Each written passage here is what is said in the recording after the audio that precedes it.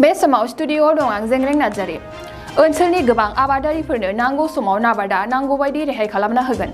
दिनै क'क्राझार जिल्ला बिसमुरिनि सिङाव थानाय गेरेमसा एग्र' प्रडिउसार कम्पानि एलटिडिआ गोदान मावख'लि बेखेवदों। दिनैनि बे मावख' बेखेवनाय हाबाफारियावनो बाहागो लाना मावख'खौ बेखेवना होयो सानजा क'क्राझारनि एमएलए लरेन्स इस्लारि बिथाङा। दिनैनि बे हाबाफारियावनो गाहाय आलासि महरै बाहागो लायो सानजा क'क्राझार एमएलए लरेन्स इस्लारिजों लोगोसे नाबार्डनि डिडिएम रतनमोननि आरो क'क्राझार एडिअ बिजिरगोरा नार्जारी बिथांमोनहा। लोगोसे खौरांगिरिनि सिगाङाव फोरमायोदि आथिखालाव जाग्रा मैगं-थाइगंनि बेसेन बांनायनि गुबै जाहोना जाबाय आबाद मावनायाव गोबां सुबुंफोरानो बिगियानारि आदबजों मावा, जायनि थाखाय ओनसोलनि आंखालखौ सुफुंनो हायैनि जुनै बेंगल, भुटान आरो शिलंनिफ्राय मैगं-थाइगं लाबोनो गोनां जायो आरो बेसेना बाङो। बेनिखायनो जायगानि सुबुंफोरा बिगियानारि आदबजों आबाद मावोब्ला बे आंखालखौ सुफुंनो हागोन होनना फोरमायो। बे समाव बिसमुरिनिफ्राय मिथुन बसुमतारीनि खौरां।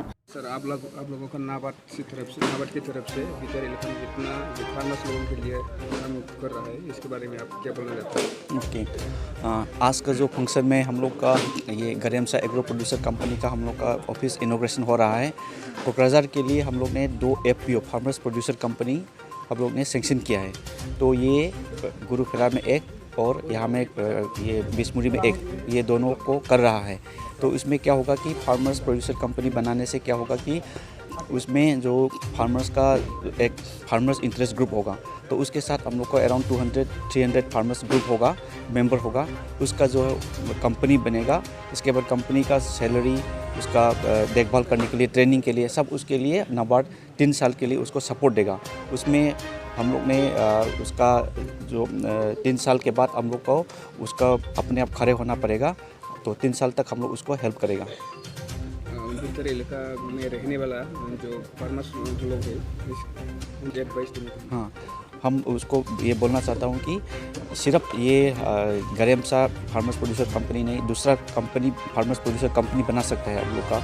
जो उसमें क्या होगा कि जो वहाँ का लोकल का वहाँ में प्रोडक्शन सबसे क्या अच्छा है, उसमें भी डायरी को हो सकता है, फिशरी को हो सकता है। जो इतना वो लोग का स्ट्रॉन्ग पॉइंट है, उसके ऊपर में हम लोग फार्मर्स प्रोड्यूसर कंपनी बना सकता है। उसमें नाबार्ड का साइड से भी बना सकता है, एग्रीकल्चर डिपार्टमेंट का भी होता है, एपार्ट का भी होता है। तो बहुत सारे डिपार्टमेंट का होता है। वो लोग को गवर्नमेंट से भी वो लोग का स्कीम होता है जो फार्मर्स प्रोड्यूसर कंपनी बनाने के लिए।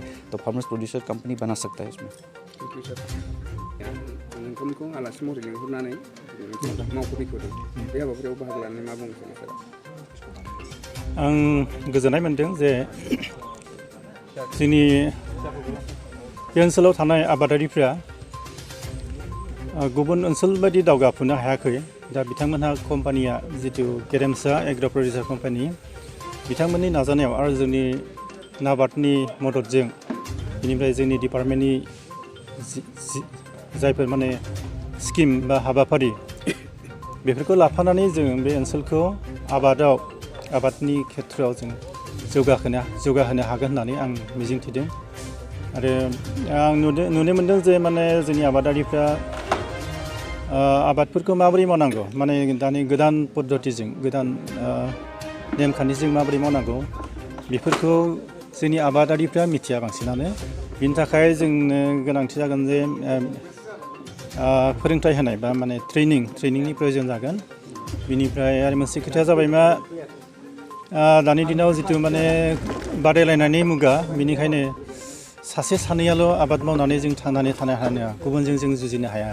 दा जोंनि बेहाय जोंनि बे क'क्राझार हाथायावनो जों नुनो मोनो गोबां मैगंनि प्रयोजन जायो, खिन्थु बे मैगंखौ जोंनि फार्मार्सफ्रा जों बेहाय दिहुननो हाया, नङा होमबा? बरपेटानिफ्राय फैयो बा बेंगलनिफ्राय फैयो। दा बेफोरखौ होबथानोबा, बेफोरखौ बन्द खालामनोबा जोंनि आबादारिफ्राबो बिथांमोन बादि जों दिहुननो हानांगोन, बा बेबायदि केपासिटि जों बानायनानै होनो हानांगोन।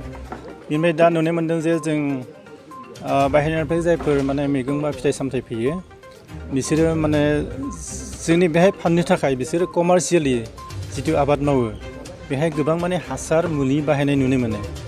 दा जायफोर जोंनि देहानि थाखाय खहा खालामो।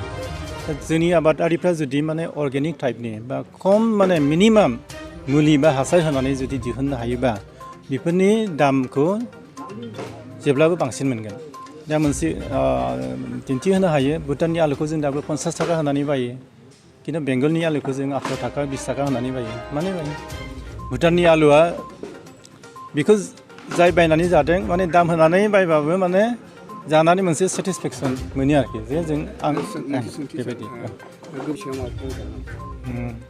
देग्लायनि बोथोरा अबयसे एसे माबा इलेक्सननि थाखाय टेन्डार बाय इलेक्सननि थाखाय टेन्डारा एसे देरि जादों होमबाबो नभेम्बरनि गेजेरावनो सफैगोन होननानै जों मिजिंथिदों दा बिदिनो गुबुन गुबुन जाहोननि थाखाय बे साप्लाइया जिहेतु जोंहा खाथियाव जोंहा जोलैखौ जों मोननो हाया जों माने पान्जाब बा माबानिफ्राय लाबोनांगौ जायो बे ट्रेन्सपर्टेसन बेनिफ्राय बे टेन्डार प्रसेस देरि मालाबा बिदिनो देरि जायो लेट जायो बेनि थाखाय टाइम मथे जों होनो हाया जायो गेरेमसा एग्र' प्रडिउसार बे कम्पानियाव मा मा खामानि सोलियो आबादनि बिथिङाव बिथांमोननि जितु माने कम्पानि दानायनि गाहाय थांखिया जाबाय बेसर आबाद फेहेरनाय बेसरखौ सेन्टाराव लाखिनानै बिथांमोना बे कम्पानिखौ दादों दा बेसरनि प्रडाक्सनजों लोगोसे दा जों जुदि बेहाय माने प्रसेसिं माने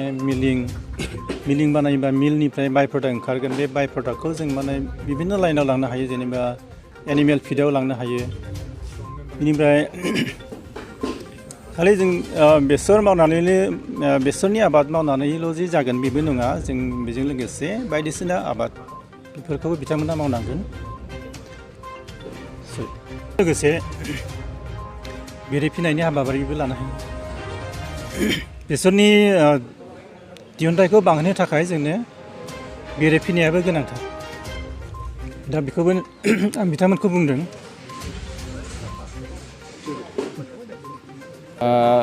आङो गेरेमसा एग्र' प्रडिउसार कम्पानिनि सासे सिअ जानानै नोंथांमोननो माखासे मेसेजखौ होनो थाखाय गसंनाय जाहैबाय आरो नायगोरो बिथांमोनखौ साबायखर बावदों बे समाव नोंथांमोनखौबो साबायखर बावबाय बे समाव आरो खाबुखौ होनायनि थाखाय जोंनि गेरेमसा एग्र' प्रडिउसार कम्पानिनि मेन थांखियानो जाहैबाय जोङो गोग्लैसोनानै थानाय आबादारिफोरखौ बोरैहाय जोङो जौगाखां थाखोनि आबाद मावनो हायो जोङो सेन्ट्रेल गभर्नमेन्टआ मोनसे सेन्सासनि गेजेरजों मिथिनो हादों जे इन्डियायाव दिनैसिम आबादारिया जाहैबाय 80% आरो जायनाखि कमार्शियेल बा बिजनेस खालामग्रा मानसिया 20% दा बेखौ मोनदांनानै जोंनि इन्डिया गभर्नमेन्टआ 80% मानसिया जुदि आबादारिबा जुदि नोङो देशखौ आवगायलांनांगौबा जोङो बै 80% मानसिखौ गुरुत्थ' होनांगौ होनना बेखौ साननानै दिनैहाय बेबादि जायगा बिदिनो एपिएससि फार्मार प्रडिउसार कम्पानि जाय आबादारिफोरखौ सापर्ट होनो बेबादि मोनसे कम्पानि नाम लानानै प्राइभेट बेफोर कमप्लिटलि दा बेफोरखौ नोङो नाबार्डाबो सापर्ट खालामगोन आरो बेबादिनो गोबांथार बेबादिनो संस्थाफोर दङ बियो फार्मार्सनि थाखाय सेन्ट्रेल गभर्नमेन्टआ बेबादि मोनसे जोंनि आबादारिफोरनि थाखाय खाबु होदों बेखौ जोङो मावफुंनायाव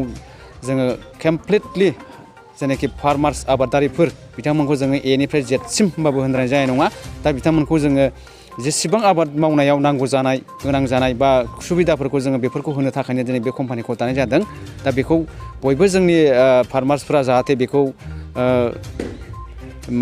गनायनानै लायो आरो जोङो बेखौ दासिमाव जोङो गामि हाबनानै बेबायदि फार्मार एवारनेस आरो मबिलाइजेसन प्रग्रामखौ लागासिनो दङ आरो लालांबाय थागोन आरो जोंनि खामानिया बेनो मोनसे गोजोनथाव खौरां गोजोननि नोगोर क'क्राझाराव थानाय बाजार इन्डिया आरो एमआरएम हस्पिटाल साखाथियाव बड'लेण्ड थेरापिस्ट सेन्टाराव थुब्ला ब्रह्मआ गुबुन रोखोमनि सानाय सुनाय गोनां सुबुंफोरनि थाखाय फाहामथाय होनाय जायो जेरै जान्जि सानाय हान्थु सानाय गोदोना सानाय आदै सानाय आफादावदै सानाय जानजि जरा सानाय खर' सानाय सिनस्रि जरा सानाय बैफोरबायदि सुबुंफोरनि सानायफोरखौ फाहामथाय होबोगासिनो दं सोरबाफोर बे बेरामाव गोग्लैनाय सुबुंफोरा बे खाबुखौ लानो हागोन गोबां मिन्थिनो थाखाय नैबे जानबुं नङाव फन खालाम 9974030738